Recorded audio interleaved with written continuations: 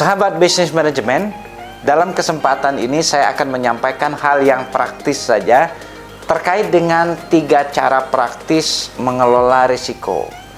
Kita tahu bahwa untuk mengelola risiko, kita ada namanya hierarki kontrol atau hierarki pengendalian risiko yang diawali oleh rekayasa, kemudian yang kedua adalah administrasi, yang ketiga adalah work practice atau praktek-praktek kerja, yang keempat adalah alat pelindung diri atau APD.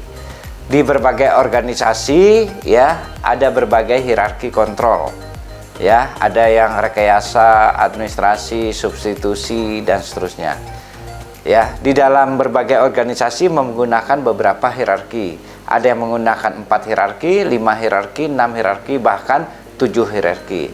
Silakan saja menggunakan hierarki yang mana, tapi seperti di pertambangan Indonesia kita menggunakan 4 hierarki ini di dalam regulasi, yaitu ada rekayasa, administrasi, praktek kerja atau work practice, dan APD.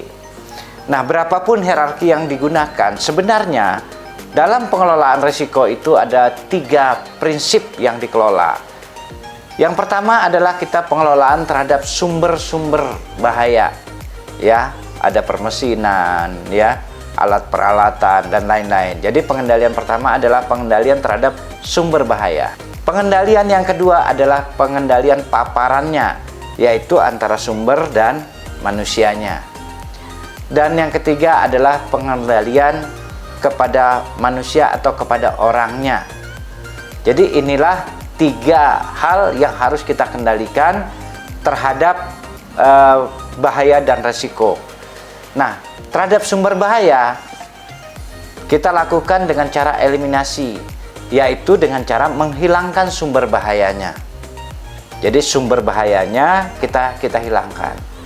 Mungkin menggantikan jenis pekerjaan A ke pekerjaan B, ya, sehingga sumber bahayanya hilang dari pekerjaan A.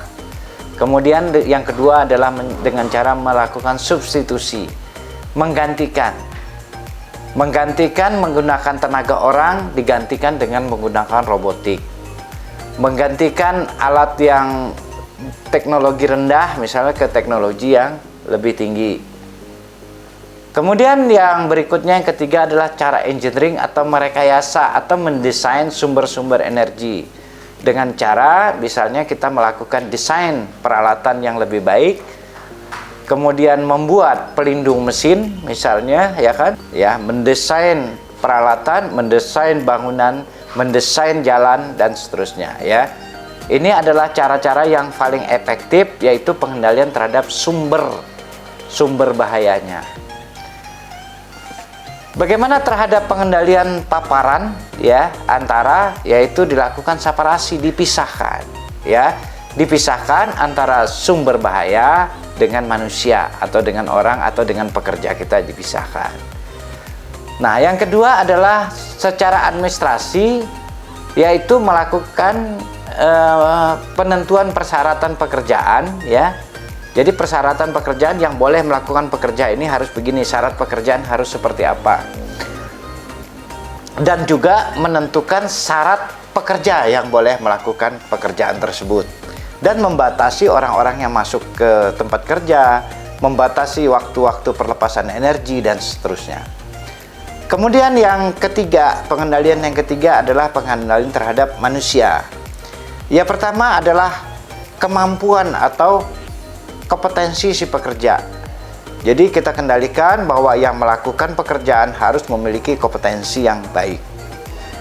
Kemudian yang kedua adalah praktek kerja aman atau cara kerja aman dengan membuat JSA atau prosedur-prosedur bagaimana cara orang bekerja aman. Dibuat tata cara, instruksi kerja, prosedur atau JSA agar orang dapat melakukan pekerjaan dengan aman. Dan yang terakhir adalah alat pelindung diri.